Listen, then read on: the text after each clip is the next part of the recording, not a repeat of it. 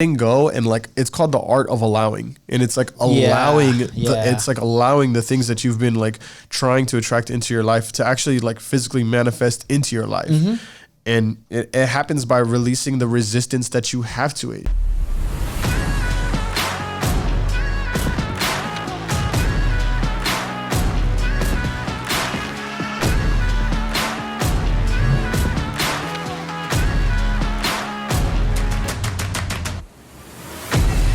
Yo, check. Yo, is this thing on? Yo, is it? Hey, I'm gonna have you drop your. No, don't do that. 16. You don't want that. All right, we'll go 8 and 8. I'll get super ignorant, bro, and belligerent. We're gonna have to like. Headphones sound? They sound alright. You'll go from Stillo Soft to Dirty Dave real quick. Huh? Dirty Dave, yeah, in a heartbeat. Shit. Half a heartbeat. Shit. Marco, can you get that right here? My hearing is 20/20 right now. Your hearing vision? Wait a minute, what? Guys, laugh about something. I don't know. Ha, your face. Okay. I looked at it, bro. It was pretty good. Bro. Wait, that was great. Always freaking brings a smile to my face or a good laugh, bro, when I'm having a bad day. Maybe next month. Yeah, bro. I'll get back to you. All right, we're starting ready in 5, 4, 3, 2. What's going on, everybody? Welcome to another episode of the Energy Podcast. I'm your host, Brian Landeros, and the goal of this platform is to basically provide value, bring in our guests, share their stories so that you're able to tap into your energy, which is a permanent mindset of being able to achieve anything. Today, we actually have a very special guest killing the fashion game here in San Diego. Shout out my boy, Stillo, A.K.A. David, A.K.A. Rottweiler, A.K.A. Dirty Dave. The man has plenty of names. God damn, bro. What is going Saturn on? Boulevard, homie. A.K.A. Saturn Boulevard, bro. Yeah. Jeez, bro. Too many to keep up with, man. Yep. What's going on, bro? Shit. Bring it in, G. Chilling, bro. Chilling out here. How's your day, bro? How was your day today? My day was great. I kicked it with sauce. We went to lunch. Fucking kicked it Balboa Park. The usual shit. I was getting like the last of the Rottweiler pre-summer collection done. It's called Star Child, actually. Yeah. I was doing that, and then I was getting ready for this trip. I'm taking to Chicago this weekend. So I know you were telling me that we're actually supposed to record tomorrow.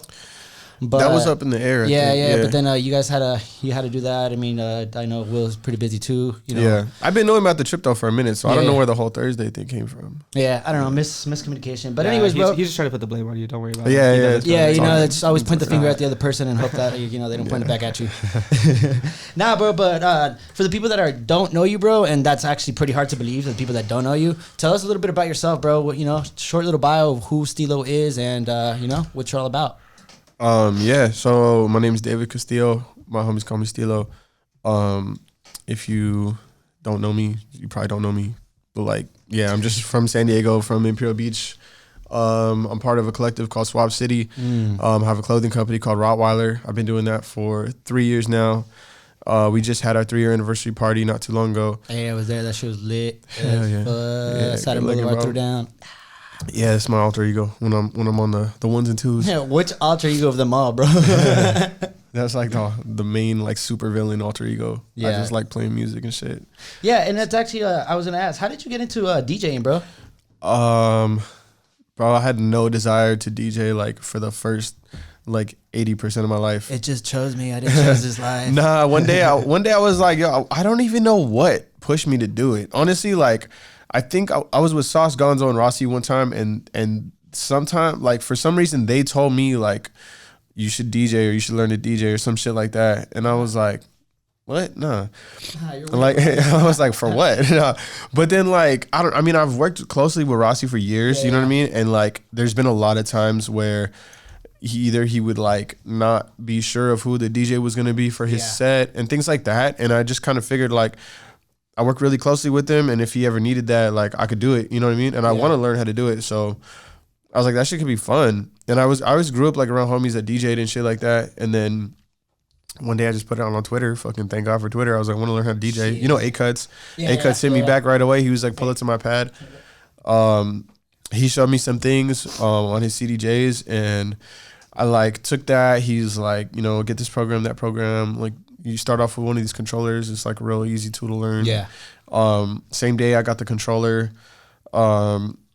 It's a SB3 fucking kept practicing with that for like a week or so. The homie Bubba Cortez, Boogie Bubba, hit me up, and he was like, "Come through to my pad, like I'll teach you some more shit." He really put the pressure on me and was like, "Yo, here, like take these 2 songs and fucking like mix them for like 30 minutes, like back and forth, bro. You know." And it was like fucking shooting free throws. It was just like boom, boom, boom, boom. Okay, like these 2 songs do sound good together, and they got the same BPM. He taught me a lot of shit. In that same like fucking 2 weeks, I took a class through. So you actually took schooling for it? Oh, no, not necessarily schooling, but like the homies, the Travelers Club. And, they partner up with A.K.A. La Familia. They're a collective from the Bay Area, and Vij, and I can't remember the name of like the courses that they offer, but they offer like this whole list of like classes to learn all kind of different shit. So that's dope. So it's just like one random Saturday or something. They had their homegirl Traviesa, who's like a DJ from the Bay Area, come through, and she was teaching like this fucking 2-3 hour long class on like the basics of like intro to DJing type shit. And I took that and I was like, oh shit, well, all right, I kind of already got this from like, you know, A.K.A. that one time and Bubba this other time, and like I was the only one there that actually like kind of began to get it. But the way that I like understand it is that like, since working for years as a graphic designer, like I've memorized so many keyboard shortcuts from like a shit ton of programs. And so like memorizing keyboard shortcuts and then just keeping up with the rhythm is like, I don't know how to explain it. They just go hand in hand. It comes super fucking natural. It's like a supernatural ability. Because that's what I was gonna say. There's like, other people that like look at it and they're like, oh, what do I do? You know, it's actually funny because I think a lot of people that go, and I mean, I'm not talking down on anybody, but some people go and be like, oh, I want to learn how to DJ. Oh, I want to learn how to do music. But I feel like music is one of those things that you don't learn. You actually feel, and you were actually born with it. You know, so being able to, you know, feel the music and like kind of go in and out like that, I think that's fucking dope because that's not teachable. And here comes the first interruption. Go ahead. Turn it off. But yeah, so. Sorry about that. No. I got to take this one. Sorry. That's important. Nah, he's a popular guy, you know, so obviously. Hey, just tell her that I'm recording, please. It's funny that you say A.K.A. because I went to elementary school with A.K.A. Oh, sick. I've known him for a while. Hell yeah, that's what's up. I met him through Will. You know Will B? Yeah. Oh, yeah. William Bobbier. Yeah. I know it. Hell yeah, it's the homie. So we have a podcast called Dice Roller Radio. Hey, shout out Dice Roller. Dice Roller motherfucking radio, bitch. We in this bitch. So yeah, I mean, it was really through like doing a couple of events. Like the first Dice Roller event show that we threw, it was like a showcase headlined by Malik Burgers. We had the homies Hurricane Key, you know, T-shirt, Brand New Wave, and like a bunch of other homies that they brought through to kind of perform with them. And A.K.A. and Will were like DJing for the whole night, and I just thought it was tight. I mean, I ran the fucking door, you know, I just made sure everybody wasn't getting too out of control. It was like in a really small boutique in North Park. And it was a lot of fun. And then we started doing more shit together, and little by little, like, you guys just became a thing. Yeah, we just kind of just grew into what it is now. And like, now my homies that like put me on, they'll straight up tell me, they're like, yo, your shit's dope. You didn't do that bad. You know, I'm like, yo, that's all I wanted to hear. You know what I mean? Like, but no, real shit though. Like, they'll tell me straight up, like, yo, you're decent. Like, you know, and then I got to play 2 months ago at this spot called Debonair in Chicago. Okay. Oh, dope. My homies out there put me on to a show, and like, they were like, yo, you did great. Like, you killed it. How'd you get affiliated over out in Chicago? So I went out there with my homie Sergey like a little over a year ago, and we were part of this like underground dinner party collective that like threw these like weed infused dinners over there. It's like dope. It's not like it's still like super underground to do shit like that. Okay, word. And so he invited me out there to do like a collab with their merch and like just basically help cater the dinner, and I was about it, you know, and I did that like twice. The second trip that we did, I met a bunch of my homies. Now, well, they're friends now, you know, they're like family and shit now, but they own this store where they sell like plants, like kind of like exotic like house plants and like a botany like type store and shit like that. Yeah, like or like a nursery like type shit. Cool, but it's like all indoor, and they're on the hydroponics. But yeah, so shout out to Plant Shop Chicago. So I met them through that second trip out there, and then during that trip they were like, yo, we have our like clothing company that we've been doing for like 5 years. We're having a 5-year anniversary we'd love for you to do a collab with us for that, Yeah. you know? And so I was like, fuck yeah, it's my Yeah. third time being in Chicago that year. And I did that shit. It was fucking sick. Everything went smooth. That they threw their 5-year anniversary at this spot called FDC Studio, Right. which now FDC Studio has their own boutique inside of it called Mr. Sun.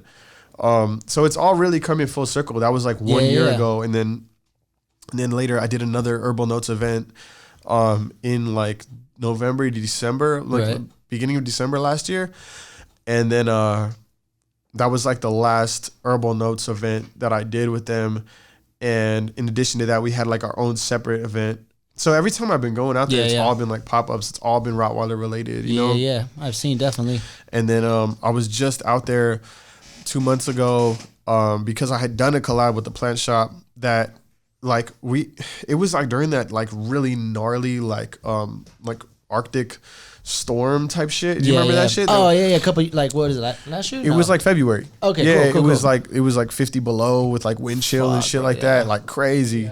And you still out there repping Rottweiler. Well, so like we were supposed to go and then the whole trip got canceled. But like that time I had gotten all the Rottweiler T collab like printed out there. Yeah. So it was still out there. And they were like, yo, we're gonna drop it. And I was like, yo, drop it. Shit. Like, yeah, we'll do another one, you know?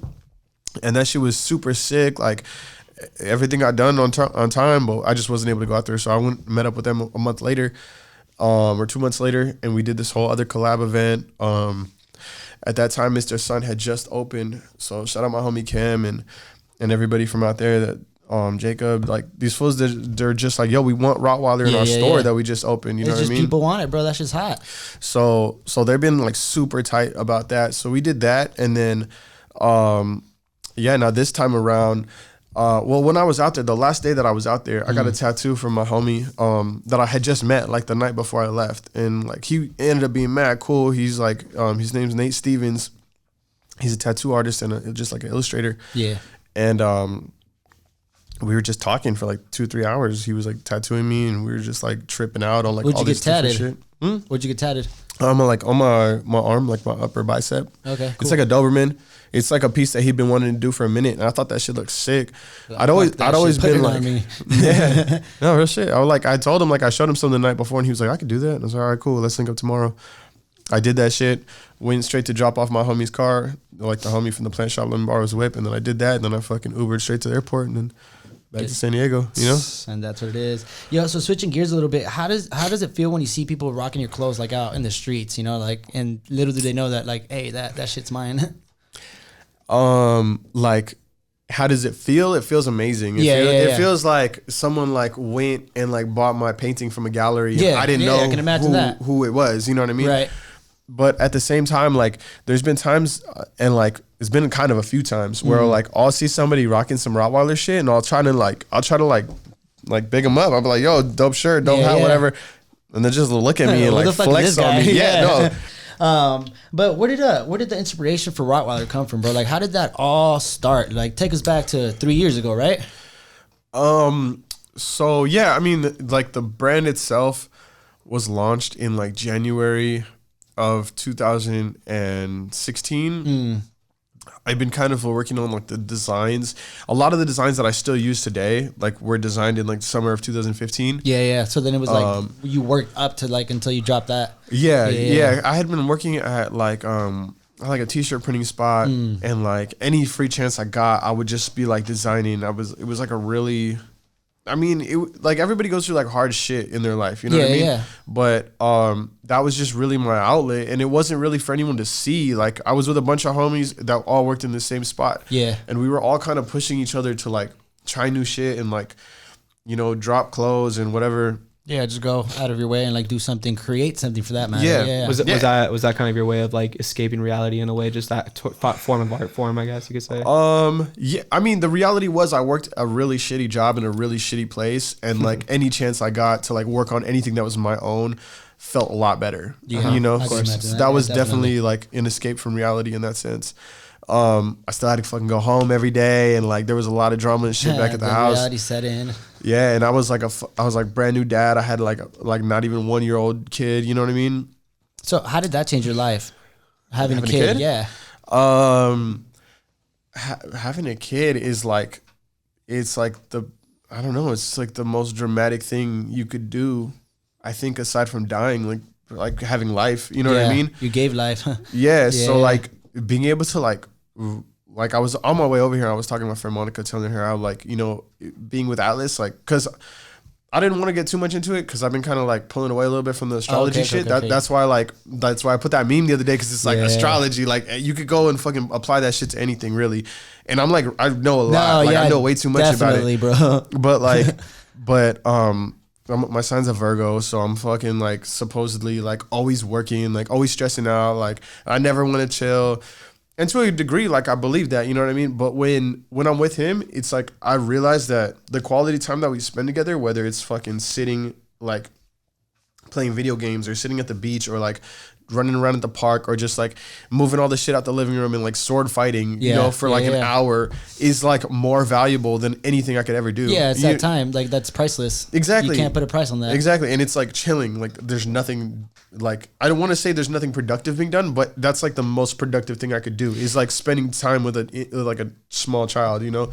He's going to remember that time forever. Yeah, like that's exactly like what I was going to say. It's like, you know, those times and that moments that you make with your son, that's stuff that he's going to grow up with forever and be like, yo, that was my dad. I spend that time with my dad. Like that was dope. Yeah, hell yeah. Yeah, so that's really like how it changed the most. I mean, like I was saying, like a lot of things happened in that time from when he was born till now. He's 5 now. He just turned 5 in April.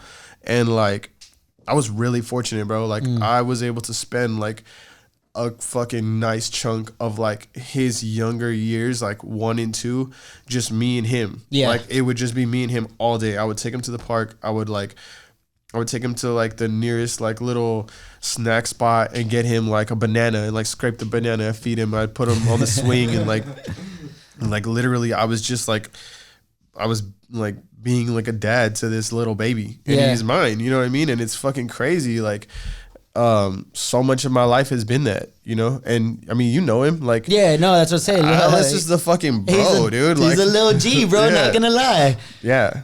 Baby Esco, he's such a G, bro. Yeah, I know, it's crazy. I remember I was asking you the other day, like, how does it feel like having him grow up, and it's like seeing his growth and like, oh shit, like you were this little, now you're this little, and then eventually he's gonna be like, oh damn, son. Yeah, it just happens so fast, bro. It really just happens so fast. Like I don't know.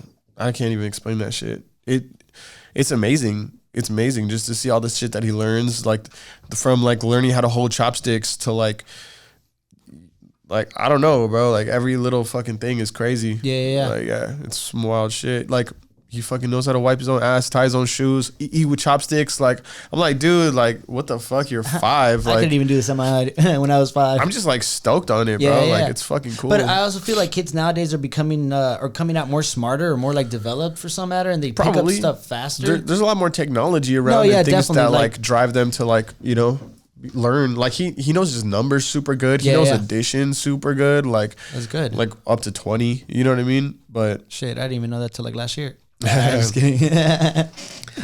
But yeah, no, it's funny. I seen that meme recently where it's like, oh, fucking teachers in the 90s saying like you're not gonna have a calculator in your pocket at all times. I'm like, well, fuck, what you mean? I got Apple freaking. I got my Apple phone right here. Hey, all right. So we talked about the astrology and spirituality, bro. Let's dive into that a little bit. How did you get into that, and what made you want to, you know, explore that? Man, I remember being like in fucking 7th grade and like trying to chop down some 7th grade chick and like being like, yo, it's my astrology. So you hit him with the astrology freaking game. What's up? My mom like knew so much about that. And my mom raised us like super Catholic. I don't even know like what point of her life she like fell into spirituality and shit like got that. In, got interested in that. She's still super Catholic. But I just remember like she would teach us like little things here and there, and then it became more interesting. I went to a Catholic elementary school called St. Charles. It was right there on Saturn Boulevard. And I went there Saturn for Boulevard don't make sense now.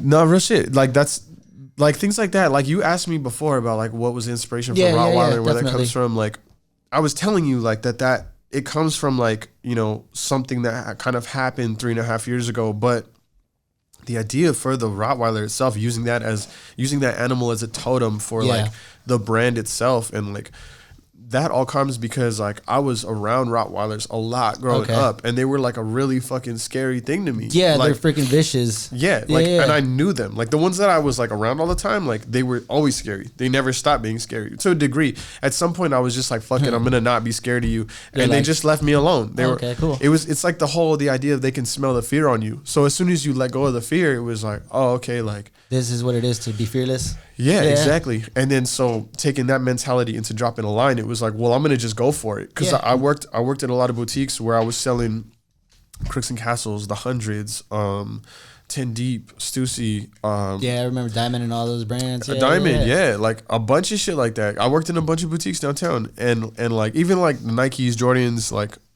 more shit that I can even name, bro. And like I remember being like, dude, like. Okay, I've worked in a print shop. I've worked here in this boutique. I've worked in like Nordstrom, Forever 21. I can see the quality. I can see where they're fucking up. And like, I already know that I could produce better shit than this. And it was about just like taking that leap of faith and like not being scared, honestly. That's the turning point where you realize that you're able to do something that you see already in your head. And then once you manifest it and make it come true, you're like, I always been knowing I could do this, you know? So doing that, like, I mean, that's fucking amazing because, you know. So it's really taking that mentality into all the different aspects of like creativity that I'm doing. Like, you know, I could have been super shy, like to want to DJ and shit and be like, I'm not ready. But like, just you're going out never there. ready. You just got to do it. You just got to do it. You're going to keep getting better. You know what I mean? That's what it is. But yeah, bro, I mean, like to answer your question about spirituality. So I grew up Catholic. My mom raised me very like Catholic and shit. And I went to like Marian Catholic High School, which was like right across the street from St. Charles. I went there for like a year.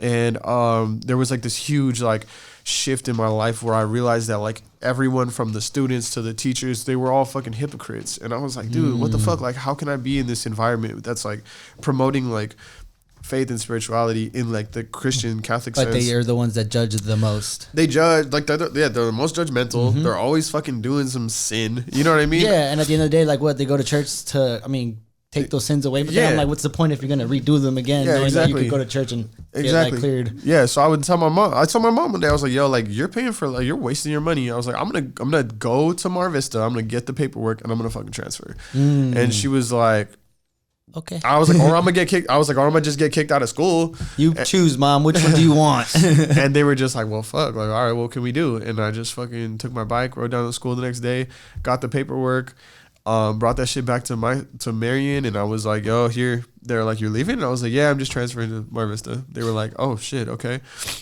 And yeah, peace. That was it. That was a wrap. And then like I was super like anti fucking Christianity, Catholicism, all that shit. And I like finally, like, I mean, high school happened, like it's kind of a blur there towards the end, but I started taking like a world religions class at City College.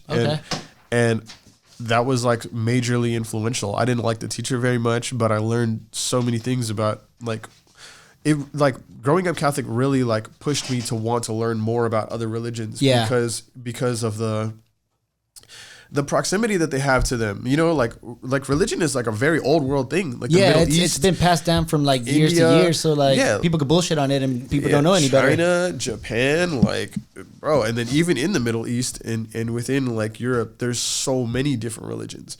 And then there's so many offshoots of Christianity and like people in like Africa that are like believe different things about Christianity and then so I started to see like how widespread it was, but then also like there's so many things that connect them. Yeah, that's true. So many things that are like parallel, and I started to feel like, oh well, all these groups just have like a different piece of the puzzle, but like when you put it all together is when it really makes sense, you know. And that was more than a decade ago, you know? I think what it is just like everybody believes in something, and if you believe in it so much, a lot of people are going to follow you because, you know, it makes sense for them. They could relate to it. And once you're able to do that, then a lot of people are going to follow you, and it's okay, bro. And that's what I think religion is. Like just having a strong set of beliefs and core values that you can, like, you know, relate to. Yeah. And hey, whatever you want to believe in, hey, believe in it. I'm not here to hate, you know, but whatever see, religion I like you are. highly believe in like magic and like shit no, definitely, you bro. know Like, what I mean? I believe in a lot of transfers of energy, like, you know, stuff like that. Like, Yeah. because I feel that right, and when I step in a room, right when I meet someone, right when I talk to someone and I don't fuck with them, then I could right away feel like the energy. Or when something's good about to happen, bro, I get fucking like just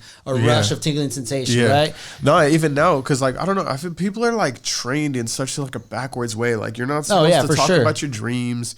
You're not supposed to like talk about like these feelings that you have. Like why not? Yeah, you know, real shit. Like no one's trained how to dream, bro. Like I go into sleep paralysis like every fucking night. Like I hate you have that shit, dude. I do it to myself, like on purpose. Like it's fucking sick. What the fuck, nigga? That shit fucking scares me. No, but like if you do it properly, you can go into like lucid dreaming. It's like a whole other state of like just awareness.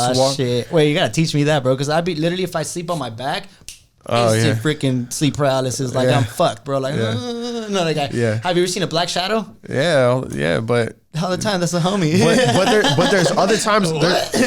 There's other times when you do it and you feel like weightless. You feel like just completely weightless, and like you feel like warm and like oh fuck, all these like it feels like fucking scary. ecstasy. It's fucking crazy. Like okay, and like. And people, there's like been like all these like yogis and shit, people who like teach meditation that teach you how to get into this state of mind, and like we don't learn that. It's a big like don't talk about that shit. Nah, but like I believe in meditation a lot. I meditate every day in the mornings to start my day. That's the first thing I do. I go and get my mindset right. Like even if it's just affirmations or core beliefs that I already instilled in myself. Like we were doing the affirmation shit. It was working for a bit. Dude, in that time, in that week when we were doing that shit hard, like dude, so much wild shit happened. And you started, the thing is that you don't really like, oh, I'm just doing this, but in life you start attracting things like you wouldn't even know expect it to happen. You're like, oh shit, so that's how that's connected to what I'm doing right now. And you just start opening up different doors and attracting the people and attracting the opportunities that you like envision already and always like or want. Yeah, bro, like I was talking to Sauce today when we get that back. When we were at lunch, and we do. Yeah. And he was just kind of telling me like he's been in this mind state where it's like he like because he doesn't know what's going to be around the next corner as far as like the artwork that he's creating. Yeah. And he doesn't know what opportunities are going to be there and come. Like it's like it holds you back from moving forward. Oh, that's that fear. Yeah, exactly. Yeah. And like that fear is only going to breed more fear. Exactly. You instill that and it's going to come. Yeah. But when you change your mindset to like focusing on like the positive things or like just trusting, just having faith. That's like, all it is. Yo, like everything changes. It's like the most wild thing. I'm taking the sensation right now, bro. I'm telling you, this is real. Bro, and now when I get goosebumps and shit like that, like I will ride that out. Bro, I love that shit. I love that shit now. It's crazy. It's super crazy. It's like before, like you're kind of taught that's like a weird thing, like make it go away. But I love that shit. I don't know what the fuck it's for, but like it feels that's exactly tight. how I feel. Like whenever I try to explain it to someone, I'm trying to explain it. And they're like, "Oh, so you get goosebumps?" I'm like, "Yeah," but it's like it goes even further than that. Like, has that happened to you? Nah. I'm like, shit. Well, you gotta try that shit. You haven't lived yet, bro. Yeah. And then sometimes nowadays, like I said, like through my meditations and stuff that I listen to, bro, I'm able to tap into that. And that's the best feeling. Because when I'm tapped into that, that's when I start even like envisioning more. And that's when I start like thinking like, yo, I could do this. I'm going to do this and that. And slowly but surely, like everything happens, bro. Like, and it's like, it doesn't happen like tomorrow. It doesn't happen the next week. But if you stay believing in it, bro, it's going to roll out. Happen. Yeah. No doubt. It's just a matter of time, But yeah, I mean, getting back into your question, like, I took one class on like world religions, and that shit just like fucking blew my mind into like learning everything I could about religion. So I ended up like, I finished city college. I transferred to state. I studied like a bunch of different like history and like, I majored in sociology, psychology, and anthropology. Oh shit! So like nothing to do with fashion, nothing to do with graphic design, nothing to do with DJing or anything that I'm interested in painting. Like. Anything that I really like, but it was like, I knew that if I was going to go to school, I was going to have to study shit that was like interesting to me. Otherwise I wouldn't fucking do it. Yeah. You know what I mean? And like, my whole like path, like in high school was like to transfer to like Cal Poly Pomona to study like apparel merchandising and management. Right. And I ended up just doing apparel merchandising and management the whole time while I was in school. I worked in like a bunch of different stores. Everything from fucking Active to Attic, Sporty LA. Cool. There was a store like right where Five and a Dime is at now. I interned there for a while doing their graphics. Forever 21, Nordstrom, You name it, you've probably been there. Hella, bro. And then like to now, the past 3 years, like, dude, doing so many pop-ups. Like, You're like all over the place. I had 10 years of doing fucking retail before ever throwing my first pop-up. You know what I mean? I don't know. I mean, I think people think that shit happens overnight. Shit don't happen. It doesn't. Overnight. It doesn't. Can. I mean, shit can. I mean, if you're right place at the right time for some people, yeah, it's gonna happen. But and like anything is possible if you believe in the law of attraction. You know what I mean? For sure. But I definitely like paced myself and like wanted to feel like I was ready. And then, you know, with the birth of my son, I just felt like, you know, what better time than now? Let me just go hard. And then like watching all my homies like go hard doing their shit, I was just like, yo, like, it's time, you know? Yeah, no, definitely. Like, for me, like, it took a lot of time getting even, like, this podcast and then I'm trying to push my brand energy and stuff like that. And I'm the type of person that, like, if I'm going to do something, I want to do it right, you know? So I take my time. I'm patient with the work that we're creating and stuff like that because I don't want to put something mediocre out, you know? If I'm going to deliver something, I want to deliver it with some weight and that's actually going to, you know, hold its own. But talking about, you know, like, your homies and all that, how important is it to you to have, you know, a good group of people surrounding you, not just a whole bunch of yes men that you don't just that's cool, but in reality they give you no true feedback. I don't even have yes men, bro, to be honest. Like, my homies are like my fucking biggest critics. Definitely. My siblings are fucking huge critics. I'm like one of 7 kids. You know what I mean? They're like, they're fucking tough on me. Everybody, like, I never really took anybody's like congratulations as like anything that I wanted. Like, I always wanted a challenge, you know? And like for the first like year, like a lot of my homies were really like, this could be better, that could be better. And it was like, yeah, it could be. I know that, you know what I mean?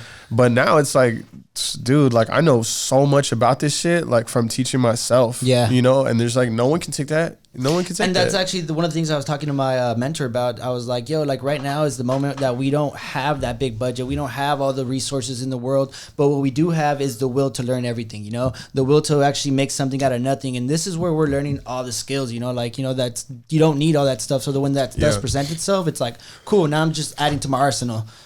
Yep. Yeah, it's like, I remember like at some point I was like, I mean, because I've lived fucking check to check for so long. You know what I mean? We all have, bro. Exactly. I mean, fuck, you grew up in the South Bay. Like, what are you going to do? Like, get out of high school and like get a fucking job? Like, that's the only thing you can do. Yeah, you go know? to school maybe, get in some student debt. Yeah, I mean, I went to school and I fucking worked the whole time. And that shit was like, I mean, I had good times. I knew how to have fun. But at the same time, it's like, even with my degree, like, I never wanted to go into fucking social work. Like, I wasn't about that. I was never going to be. Really wanted the knowledge of it. Yeah, I really did. And I got to study so much cool shit. And I know, like, later in my life, I'm going to do the thing that I really wanted to do with that degree, but just not at the current moment. And at the same time, like, I learned a lot of people skills, and like the sociology side of it really, and the psychology side of it really helped me, like, when I was working, like, in retail to like, just to like relate to people and just like to communicate with people. You know? Think that's one of the most, you know, underrated subjects, being able to handle people, being able to actually know how people's feelings work and how they feel, what they feel and why they feel that. Yeah. And then being able to relate to them or even come with them at a meeting point. That's actually really cool because a lot of people only see for themselves and aren't really worried about what someone else thinks or what anybody else's points of view are. But once you're able to put yourself in their shoes and I guess have empathy, that's when you're able to connect with someone in a further level and actually be able to understand why they do the things that they do. Yeah.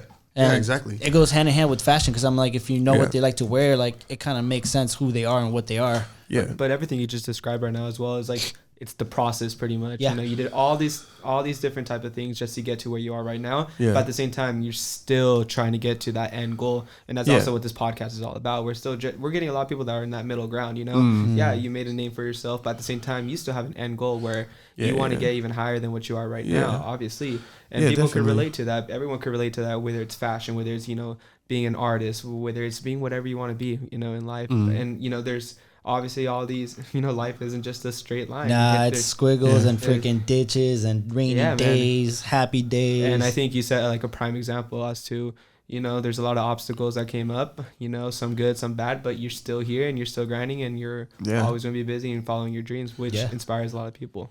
Yeah, like even for me, like I'm my biggest critic. So like when you said like, oh, I've never accepted, the congratulations from someone. That's how I am. Like, and I'm like, yeah, it was dope. Yeah, I did that, but like it's still nowhere where I really see that I want it to be at. So I'm just like, bet I'll take that and keep running with it because I'm gonna, still not where I want to be at. And that shit honestly gets me excited. It inspires me more. It makes me look forward to what's to come. You know, and I feel like if I didn't have that, I would probably just like, be lazy about some that's shit. actually my biggest fear is to, get comfortable. Like, if I get comfortable, then I'm like, fuck, like, I don't want to get comfortable. That means I stop really envisioning everything else and stop pushing myself. And that's my biggest fear because that's where all the creativity comes from. That's where all my mindset comes from the, vision that I got to keep going. I have the next step, and it's never like, oh, I'm scared for what's coming next. I'm more like, okay, I'm ready for what's coming next. Like, we've been doing this work. Let's keep on working. Yeah. And that also goes back to your, original question, like, having people being yes man and stuff like that. Yeah. But, he said he doesn't have any, which is where all this comes from pretty much. You come from, a really good supportive, type of people, type of friends that are going to be there to be your biggest critic as well, to make you grow. Only to help you out, which is really cool at the same time. So how did you and Rossi basically link up, bro? Because I know you guys, very close. We met in high school. Oh, okay, cool. He was close with my neighbor who like really, took me kind of and him to a degree like under his wing and like taught us a lot of shit. It wasn't like he had to. He was just like an older dude who kind of saw us. We were like 16, 17 and he would like let us fucking come through and drink, tag, like record till 5 a.m, smoke weed, like just showed us like he'd be like screen printing in his garage. His like parents and him like bred Rottweilers and iguanas. Oh shit, and that's how coming full circle. and like he taught us a lot about like hip hop and shit and just kind of growing up in Imperial Beach. That was like where, I learned like a lot about, I don't want to say life, but I mean, a lot about the arts, like I had always been interested in art, but like for like to have someone who let us like, experiment in like music, design, like art and let your creativity flows literally just expand. Yeah. Like there wasn't any kind of block in the way and he just fucking provided the fuel for us. Like, we like, it didn't even matter. We like, he just kind of let us do whatever. And that was like fucking, it was like, I don't even know how to explain it. It was like fucking rap boot camp, bro. Like Rossi had been sick at rapping. When I met him, he could fucking freestyle for like ever. Right. And like it would sound tight. Sometimes he'd be saying like random shit, but other times like he would say some real shit and then like he would record. I mean, I would rap too, but like that wasn't ever anything but that like, I wasn't that good. I wasn't. No, I'm not good at all. Like whatever, Nah, but it's always fun. And I don't want to be the faded fool at the party like freestyle. That's like the most annoying shit. Don't come at me freestyling, bro. But nah, he was like already tight, and then like he lived like 3 blocks from me or some shit like that, and like he moved around in IB a little bit. I pretty much lived in the same house. Yeah, and we would just always kick it, like always. And then he like was always more serious, always more like recording, writing, always listening to beats and shit. And when he needed artwork, I was there, right. And just was like years. There was some years where like I was a little more distant. Like I lived over by state for a while. Okay. There was like one semester in college, like early college, where I like was taking a screen printing class, and like I fucking had to go to the class like every Saturday for like a whole summer, and it was from like 11 in the morning until like 7 at night. Yeah. And it was like down the street from my grandparents' house. Oh shit, that's long as fuck. I didn't have to be there that long, but like when you're screen printing, like the more time you have, like the more you can do, So I like did that, and I would always be on the computer there and like printing shit, and it worked really cool. And like then I finally like in that time, like my homies like them, they were always going to TJ, so I could only like kind of kick it with them like if I didn't have school, because Saturday was the night to go out, what I mean? Yeah. And a lot of times I would even go up on Friday, because it was just easier. Or like I had work Friday, so I'd go up to my grandparents' house. They live like in like Claremont, you know what I mean? So it wasn't like easy. I didn't have a car, so I'd like go spend the night, then go to school. And it was like a long ass time where I was like learning this skill that like I don't take for granted. You know what I mean? No, not at all. I know how to design for screen printing now because of that. And it was something that I did while I was working in these boutiques. So I was like, oh, I can see how they do this and that. You know what I mean? So that was very beneficial. But just having those like little gaps where we like weren't super close, but we always like, that's my brother, you know what I mean? Yeah, no, for sure. And like that's how it is with all my boys too. It's like, you know, I don't have to be hanging out with you guys all the time. I don't have to be like, you know, talking to you every time to know that like you're my people and like we have each other's back regardless. And the day that we do kick it again, bro, it's like we've never left. Yeah, and those are the relationships that like I'd never take for granted, because if it wasn't for my sphere influences that I have and surround myself with, you know, we all push each other to do better, to achieve like what we want to do, pursue our dreams. And, you know, I know a lot of people that have friends and they're like, yeah, like you probably shouldn't be doing that, or like they already right off the bat like, you know, don't want you to do anything that you really believe in, because they either don't care or don't want to see you do better than them.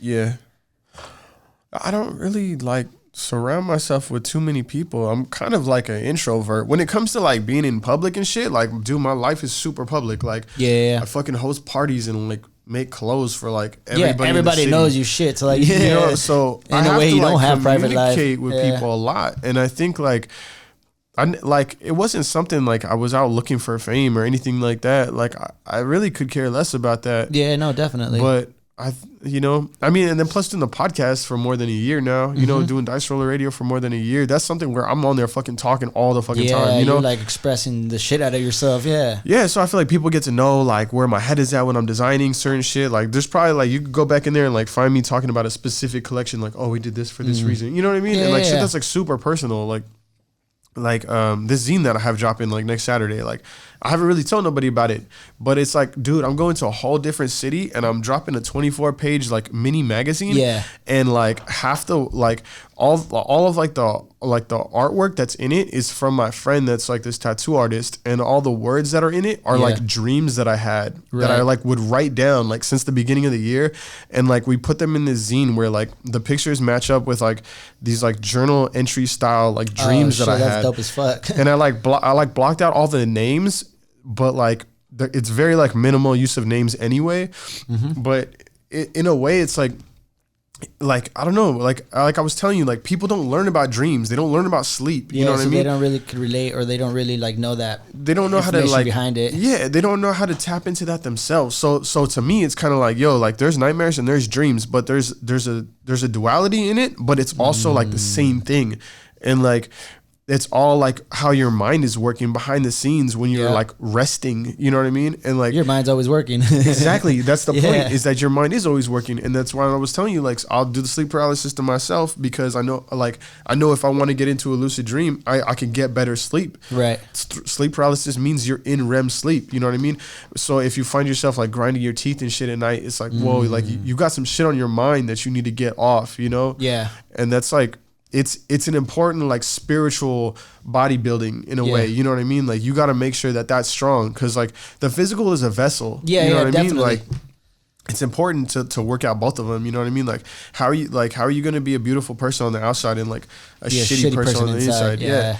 So that's been huge to me. Like definitely, like that's what really got me into like doing yoga and shit like that, and like meditating.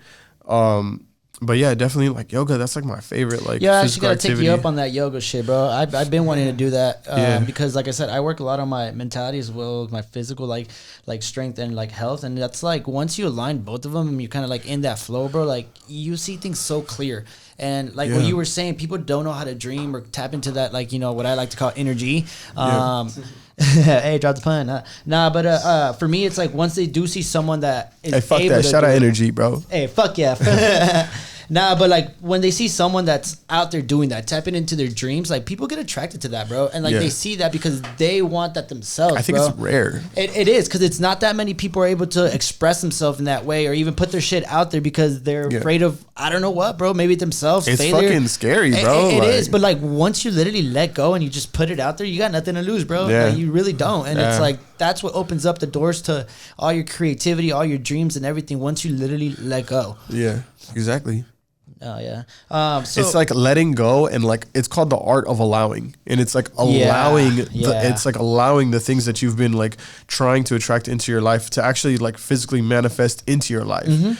And it happens by releasing the resistance that you have to it. You're like the only not the only reason, but the reason why you aren't as like successful or like at the place you want to be yet is because you hold yourself in the position that you're in. As soon as you're like, no, like I'm not that position and I'm not like worried about that stuff, like I'm gonna concentrate on the things that I appreciate and the things that I love and like, those things are going to be what flows more into your experience. You know what I mean? Yeah, no, it's those mental barriers you put yourself into, you know? And like for me, like your biggest, like, how do I say it? When I look at competition, I don't really look at any competition but myself, you know, because I'm the one that can put myself in the game, but I'm the same person that can take myself out of the game, you know, and it all comes from having a mental strength that, you know, is superior than your fears. Because once you really tap into that, you aren't afraid of shit, dude. And like for me, like I'm not afraid to fail because once I fail, that's when I'm going to learn how to do it. Yeah. Other people feel like, damn, if I fail, that's it. That's end of the world. Like, nah, those are the lessons you got to keep on moving on and keep embracing them because that's its ultimate what's going to lead you to where you want to be and what you want to really, really do. Yeah, I agree with you. No, yeah. Oh, shit. Here we go. Save this for a little bit later. I got some questions for you, bro. Okay, yeah. Rapid fire questions. Yeah, bro. We're going to put you on I think one of them is spit your fucking best 8 bars you can. 8 bars? Shit, I got you. Fucking steal a Rossi verse. So, right? Like, quick. Please, spit, bitch. that's my lady. So, hey, all right. Talking about Sebi and Rossi, what's your favorite song from Sebi and what's your favorite song from Rossi? That's fucking bro. We're already starting the rapid fire now. I had this one right here. I was just like, I really want to know this. All right. My favorite song by Sebi that's out right now is called Timeline. Oh, but he's got some unreleased fire. Dude, all right, hey, so I've had the privilege to listen to a lot of his music that he's putting on his project, bro. And I don't say this because he's obviously my best friend, but it's hot. Like that shit, like every song on there, I'm like, ooh, I need that on my playlist. And then the next one, oh shit, I need that one too. Shit, throw over the whole thing over. Fuck it, I'm about to just leak some shit I right now. I know, right? Fuck, bro. Hey, put it on the edits. Hey, you heard it here first. Yeah, exclusive. Actually, if people go back and listen to like the last couple episodes of Dice Roller, we have hella unreleased shit on there. Even like fucking Sleep, that song with TC and Rob Stone, like. Bro, we played that shit like 6 months before the video came out. I hope they don't come back and be like, yo. No, we always got permission, you know what I mean? No, of course. Yeah, but yeah, definitely Timeline. That song's fucking golden. Yeah, no, I fuck with that one. Rossi, dude. I'm gonna just pick a song from I Need a Manager because like it's his latest piece of work and I think it's great.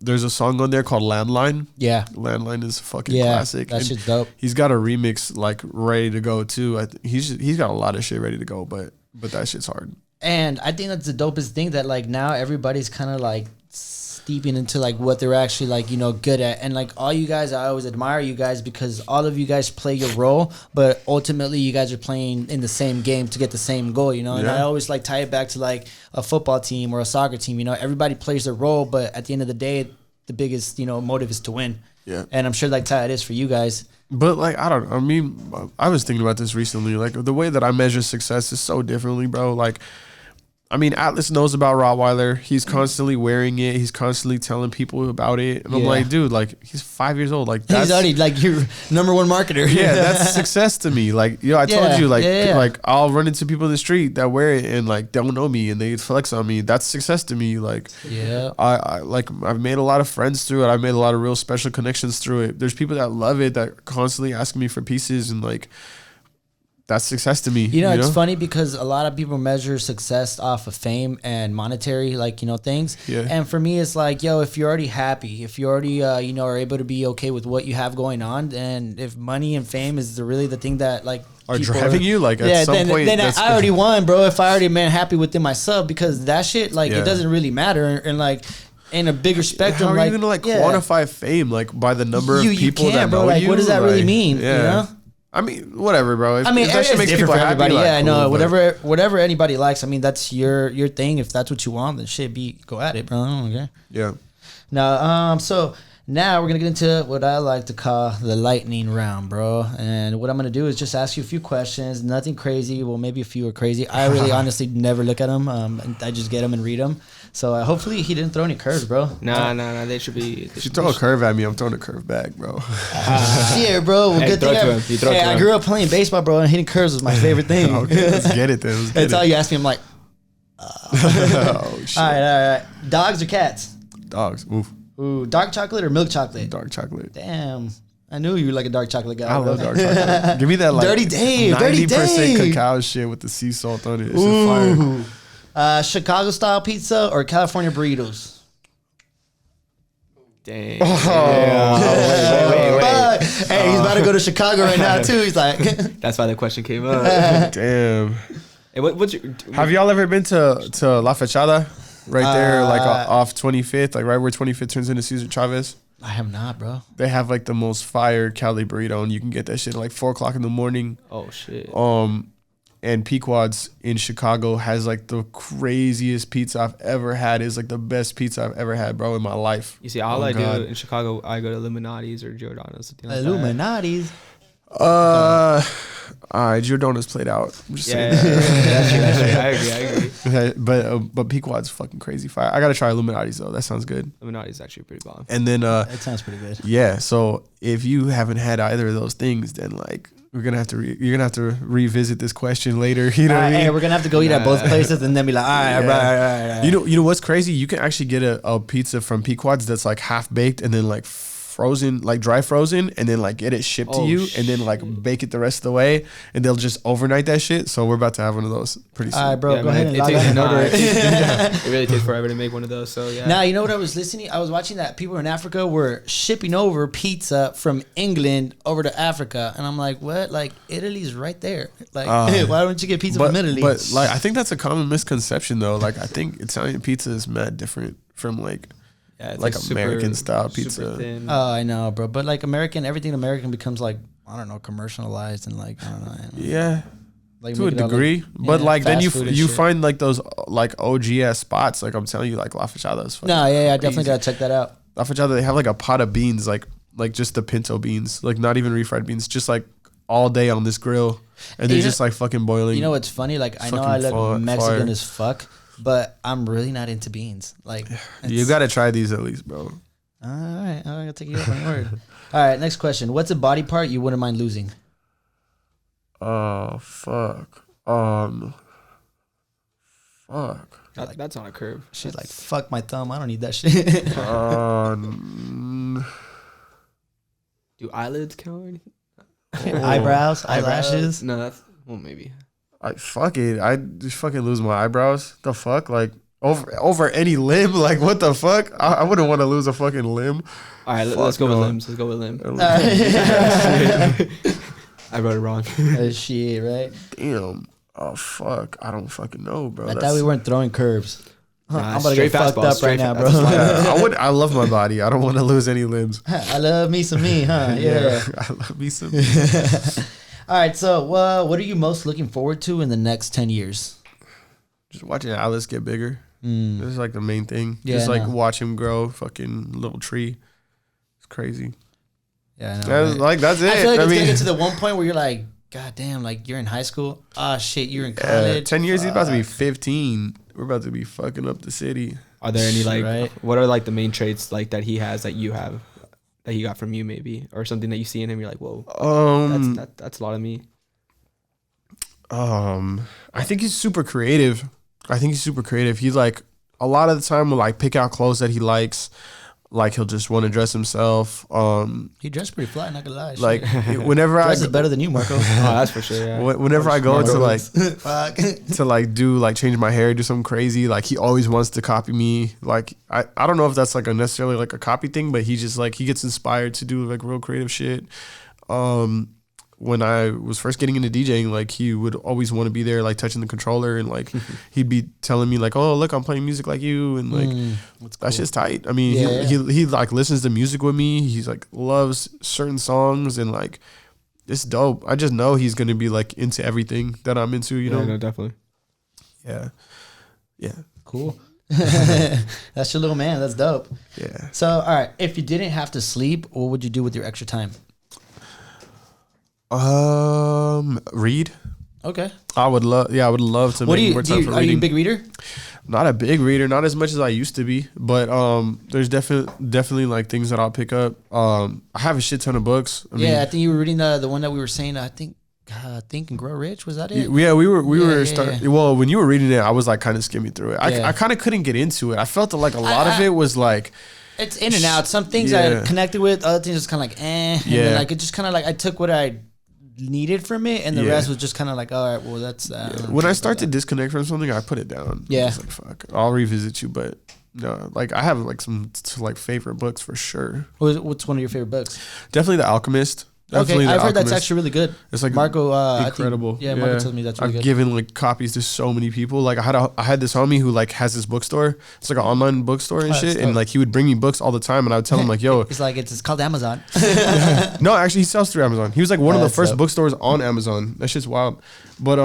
But yeah, he would always bring me copies of The Alchemist, and I would just like give them out to friends at the pop-ups. And I have them with me, like, and people would be like, "Oh, what is this? Like, I've heard of this." I'm like, "Dude, this is like the best book ever." Like, just your interest in it alone, like, will make me give it to you. You know, I haven't picked that book up, but I'm gonna take you up on it and give it a read. Yeah. What do you spend your most time thinking about, or what do you spend the most time thinking about? There it is. What do I spend the most time thinking about? Dude, honestly, like, solid guy. I mean, probably like just things that I want to make. Honestly, cool. Whether it's like things that I want to make or things that I want to do. I do think a lot about like I don't know, people call it like metaphysics. You know what I mean? Like I'll try to spend a decent amount of time like in my head thinking about affirmations, like sort of like realigning myself. Yeah. And you know, just incorporating that into like different designs that I'm working on. Because I do spend a lot of time about like a lot of my day like designing, like music. You know, I'll be like listening to music constantly. So a lot of times like the lyrics or like the beat would just be like in my mind, kind of just like helping me like pace through whatever work I have to do like going on. Yeah, definitely like that. Nice, yeah. Ways of bringing people together. That's one of my favorite things to do. Like I felt like that was like one of my like gifts, being able to connect people together. Yeah. And like I don't do it like, hey, I'm gonna connect everyone together. I don't know. I just love doing that shit, like connecting. Like even like this right now, this is like truly my passion. Like speaking, connecting with someone, and just really like being like, oh shit, now I know you're on a deeper level. Like this is basically like a relationship building platform, bro. Yeah. You know, and once you like connect with someone on a deeper level, it's just like, yo, like there's flow here. Like I fuck with you. Shit, like that's dope. Yeah, I fuck with that. Yeah, definitely. Like from podcasting once a week for this past year, like I feel like it's a very necessary part of like, you know, my sort of extracurriculars at this point. You know what I mean? Because like being able to have like a conversation with not just like one-on-one, but like groups. Like usually dice roller is like 4 people, and it's like me and Will constantly. So we get to catch up, which is super important because like, you know, we do a podcast together. So it's like definitely like growth and everything. We get to learn a lot from each other. And then generally speaking, like I'll bring the majority of the guests on, and like sometimes it's people he don't even know. So like I can't even imagine what that is like. You know what I mean? Because like there are people that like I genuinely have like good conversations with, and like haven't gotten to know them in the real world, and I want to bring them onto this platform that we're creating and like pushing through Rot. And that's like it. Like I don't get to have that very often. You know what I mean? A lot of the time, because like my part-time job involves a lot of like sitting with a person and like creating something for them. And I'm like, so how hard does that get when you're like they're pushing a vision on you and you gotta like basically take that responsibility and make it happen? I guess it's hard, but I don't know. There's always 2 reactions. Like one reaction, people get all like fucking googly eyed and they're like, "Wow, like you're really good at this," and I'm like, "Thank you." Yeah, they're not gonna say because I'm actually good at this, but I'm just gonna. I'm like, I just gotta be thankful. I'm like, this is a fucking skill that I've been fucking like working on since I was like 16 or 17 when Richie gave me my first fucking bootleg copy of Illustrator on a fucking old ass laptop, you know. And it's just been like memorizing tools and like figuring out how to build shit and looking at shit and figuring out how to recreate it. And that's like, you know, it's important to me, and I appreciate the acknowledgement, you know what I mean? But a lot of time, because it's not shit that I want to do, and it's something that I'm doing for someone else, it's like slightly bittersweet, but it does feel good to be acknowledged for like your craft, you know? And then the other reaction was always like, oh, what program is this? I should get this program. I'm like, yeah, you should get this program. And you just should do it yourself and fuck off. You should do it for 10 years and then like fucking come talk to me. You know, I could relate with you 100%. I'm a video editor, so every single time that always happens, like, wait, so what do you do it with? I'm like, yeah, get downloaded. Let's let you do it. And then they try like, you know what, gonna do it, you know, and then the acknowledgement, like you said, it's great and all, but you know, sometimes I'm a creative. Like, that's just the way I am. I'm always thinking about, you know, the ways to create something. What's going to be my next video? What do I want as a content? What am I doing? But then when someone throws something, hey, do this for this. You know, your mind just goes in like, okay, let me retract, let me go this, let me do it. And then, for sure. You know, it takes you a while. You know, I can't do it right on the spot. I mean, give me about a couple of days and something will pop up. It might be at 3 a.m, might be 3 in the afternoon, but something's going to pop up. And like you said, you know, they see it. They're like, this is awesome. You know, you have a talent. Thanks, man. Appreciate it. Or, hey, so what are you using? I mean, hey, it looks simple enough. You're like, when you make that shit look easy, I think it like kind of fucks with people's head. Because like definitely. I'm fluent in Adobe, bro. I can use fucking Photoshop, Illustrator, InDesign, Premiere, you know, like After Effects, everything like that. But like there is definitely room for improvement. Definitely, all the time, you know? And I just like fucking doing that shit. I like making shit. Like what I was kind of getting into before, like I don't use my degree for anything right now. But like a long-term goal that I have would be to be able to like go and like travel the world to like different like archaeological and like ancient historical sites and like do my own sort of research. Well, that's technically like being an archaeologist, right? Yeah, to a degree. Yeah, I mean, that would be like that's something that I definitely want to do, and I think like I want to pursue that sort of like in my 40s because by that time Atlas will be more grown and like he'll be a little bit more independent, and like if that's something that interests him, like I would love for him to kind of partake in that with me, but I would just want to do it when he's more ready to be on his own. I mean, I haven't got the opportunity to travel as much as I want to, but one thing that I have heard from, you know, family, from friends and people that travel a lot is that once you go to different areas of the world and you start seeing culture, different cultures and different ways of how people do things, you kind of start taking a perspective like, oh shit, like my little bubble isn't the only little bubble out there, and there's bigger things, there's other stuff that's really happening while you're here. Like some other people are either not having life, you know, not having water, and you're over here taking shit for granted sometimes. Hell yeah. No, I take shit for granted all the fucking time. Of course. That's why like yesterday me and Rossi went and fucking just gave out pizza. And I saw that, bro. and I love doing shit like that. Like we always go out and give like, you know, clothes and stuff like that, and it's just like giving for nothing in return. Yeah, he and I both on separate occasions have gone and given clothes. Like I went and gave like 3 fucking like big ass containers full of clothes one day with Marianne. Who's like you had on the podcast before. She hit me up and was just like, yo, like come through, we're out here, and I brought like a bunch of my old stuff, and it was still like good condition, but I didn't really have any use for it anymore, and like the people out there went crazy for it. I was like, damn, this is like the least I could do, you know? True. They swarm over that stuff, you know what I mean? Yeah. And then so just being able to do that shit was like felt super good. Like it wasn't anything hard to do. And it was super last minute. He hit me up and was like, yo, like I want to go give out some pizza. And I was like, yeah, I'm down. Let's go do it. Shit, everybody loves pizza. Yeah. So if your childhood had a smell, what would it be? It would smell like rolled tacos, like chicken rolled tacos. Shit, you make me hungry now. Coming home to like my mom just cooking in the house, like you walk in and like your eyes damn near water because it's like kind of smoky from frying up tacos. Like yeah, that's funny. Or like Spanish rice. My mom makes it the most. The red rice. Yeah.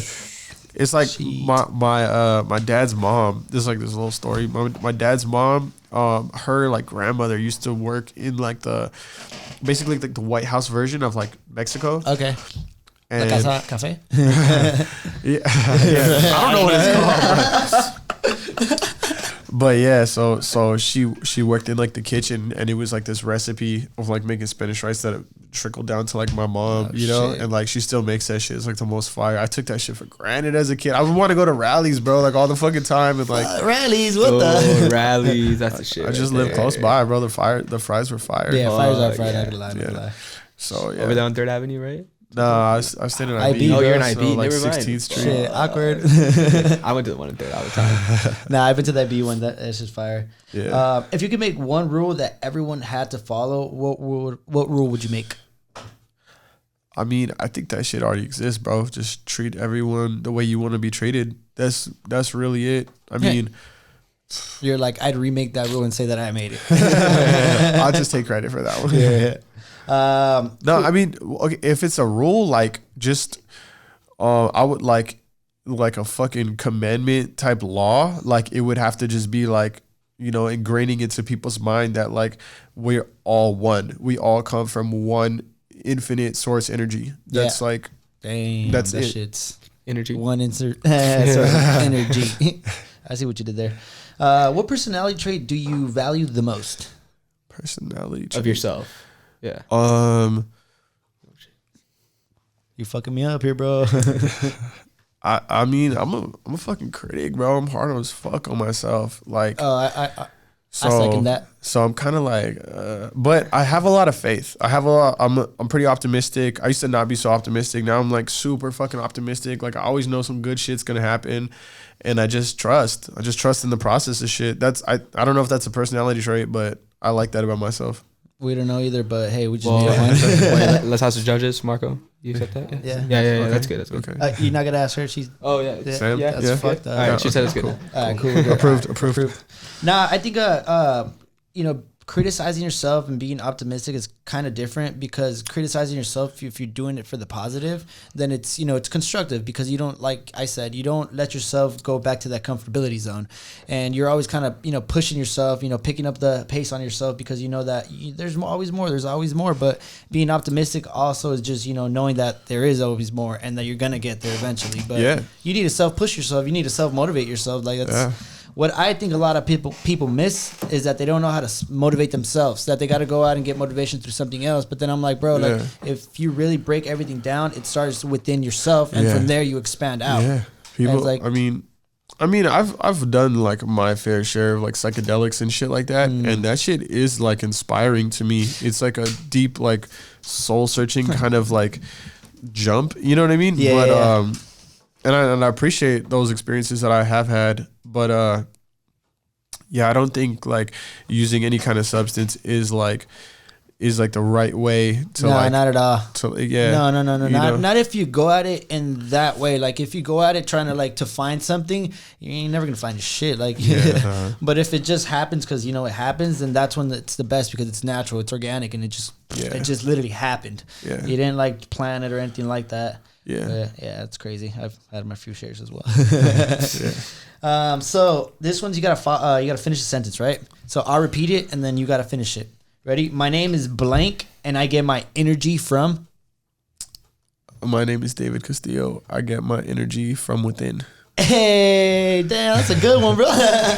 Yeah, so this about wraps it up for today, guys. Stillo, David, A.K.A. Dirty Dave, Saturn Boulevard, Rottweiler. Goddamn, the list goes on. This motherfucker, Dirty Dave ain't a real fucking nickname. You're like one of 3 people that ever says that shit. Yeah. Like you and Sam and Javi are like the only motherfuckers that say that shit. Yeah, that's cool though. I embrace it. Y'all seen them fucking. You see me be a mess before, so I. Hey, but you were a hot mess, bro. We all been there. Yeah. Dirty Dave will be the title of this podcast, sure. right? Yeah. Nah, but thank you guys for listening. I appreciate everybody that, you know, has been following us, that's been showing us love and support. We couldn't do this without you guys. I always encourage you guys to subscribe, follow, share, drop a comment, and tell your friends, tell your mom, tell your tia, tell your girlfriend, tell your ex-girlfriend, shit, tell everybody, and let them know that we're going to be doing this. Energy's here. So with that being said, energy out. Dirty Dave, thank you, man. Dirty Dave. Good shit, bro.